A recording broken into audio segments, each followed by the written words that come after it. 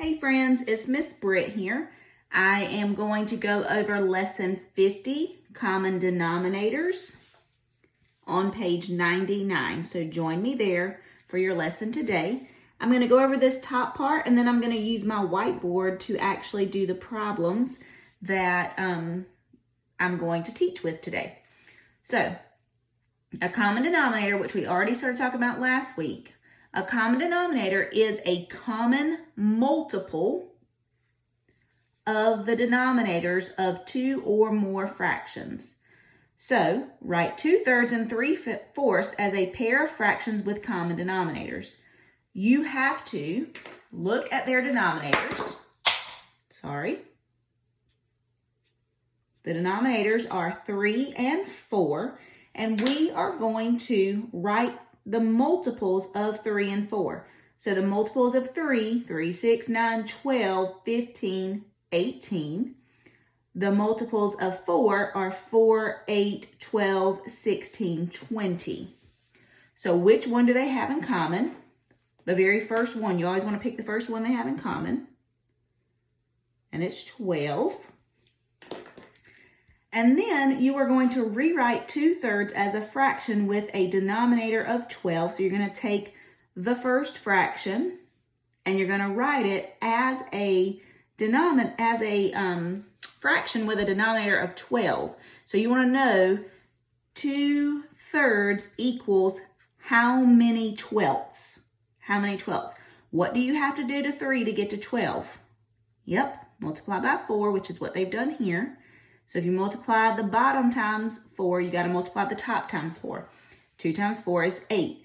So that means 2/3 equals the same thing as 8/12. Then we rewrite the second fraction as a fraction with a denominator of 12. 3/4 equals how many twelfths? 4 times 3 is 12, so 3 times 3 is 9. 9/12. So 2/3 and 3/4 written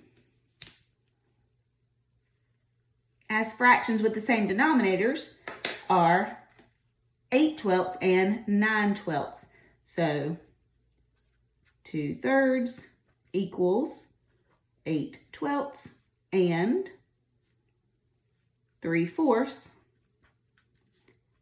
equals 9/12. Perfect. Now you can say, well, which one's bigger? Well, 8/12 takes up less space than 9/12, so 9/12 would be the greatest fraction between those two. All right, so we want to, number 1 says 1/2 and 1/3. We want them to have the same denominator. So the very first thing that we have to do is find the multiples of 2 and then the multiples of 3 because we're looking for the multiples of each one of the denominators, okay? So let's start with 2. What are some multiples of 2? The first one is 2, then 4, then 6, 8, 10, okay? Let's do some multiples of 3. 3, 6, 9, 12. Perfect. Now you look at your multiples and you find the one that they have in common. What do they have in common? Absolutely. They both have 6 in common. So what that means is that we are going to go up here and we are going to take 1/2 and we are going to make an equivalent fraction for 1/2 with a denominator of 6 because we want both of these fractions to be compared using 6. The same thing over here. We're going to turn 1/3 into how many ever 6's? So 6. So let's start here. 2 times what number is going to give me 6? 2 times what? Absolutely, 2 times 3. If 2 times 3 is 6, I have to go up to the numerator and I have to do the same exact thing. 1 times 3 is 3. So 1/2 equals 3/6, which makes sense because half of 6 is 3. All right? Now let's go over to the next one. 3 times what is going to give me 6? Perfect. 3 times 2. 3 times 2 is 6. So if I do it to the denominator, I have to do it to the numerator. 1 times 2 is 2. So that means 1/3 equals the same thing as 2/6. Now, I wanted to make these models down here just to, I just like for you to see how the models relate, because we started out with models, and I think it's important for you to connect your learning. So we started out with 1/2, and then we turned 1/2 into 6. So I need to turn this into 6. So I already have 1, 2. Now I've got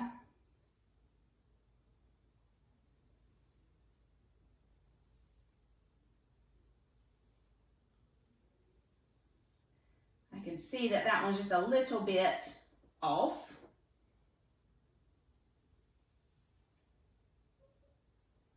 All right, so 1/2 equals the same thing as 3/6, and you can see that on my model because originally I had 1/2, and now if I take that whole shape and I divide it into 6, 1, 2, 3, 4, 5, 6, then 1, 2, 3, 6 is still shaded the same amount as it was a moment ago whenever I had 1/2.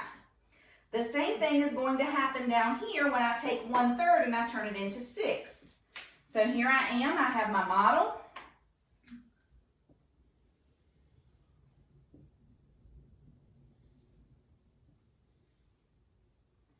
I'm not keeping it very even.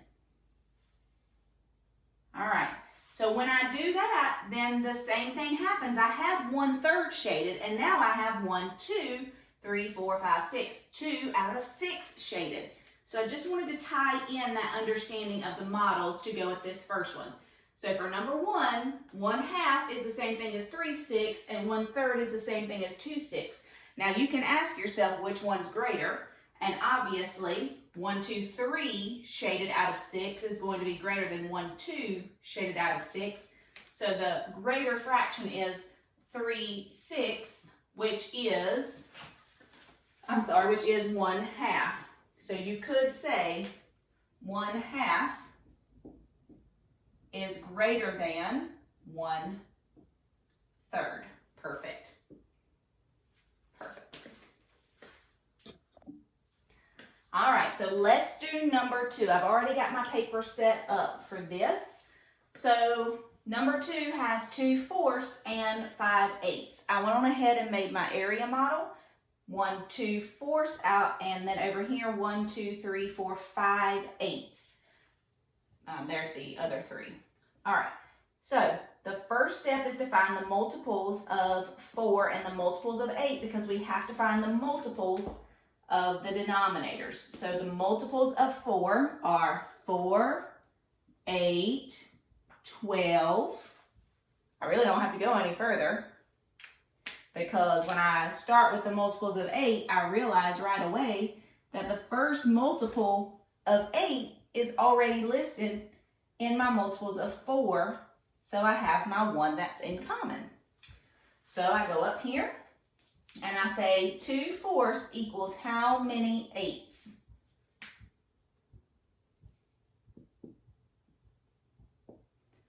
Four times what gives me 8? And the reason why I know I'm multiplying is because this number right here is greater than this number. So I'm multiplying. 4 times something will give me 8.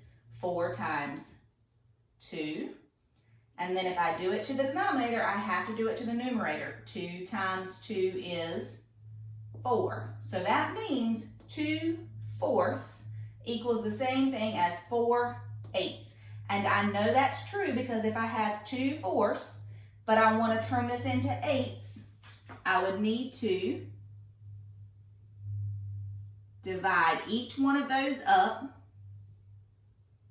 And all of a sudden I have 8s. 1, 2, 3, 4, 5, 6, 7, 8 pieces now. And there's still 1, 2, 3, 4 shaded. Well, there's 4 shaded, where there used to be 2. So 2 fourths equals the same thing as 4 eighths. Now, because we use the very first multiple of 8, which is 8, then all I have to do is bring the numerator over.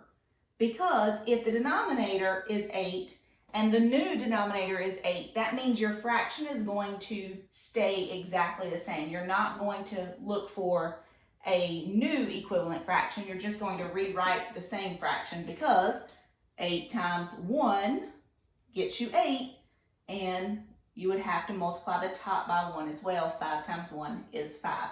So 5 eighths and 4 eighths. Now obviously, which one's larger? It's not asking you to do this, but might as well. If you have 4 eighths over here and you have 5 eighths over here, which one's more? Absolutely. 5 eighths is more, so 4 eighths is less than 5 eighths, which means that 2 fourths is less than 5 eighths. Perfect. So now your job is to do the work that I've done. You do not have to make models. I just wanted to kind of relate your information, the things that you have learned. I wanted to relate them to each other. So your job is to go into your math book on page 99, and you have to do problems 3 through 6. That's 3, 4, 5, and 6. Take a picture and send it to us on Class Dojo or Google Classroom.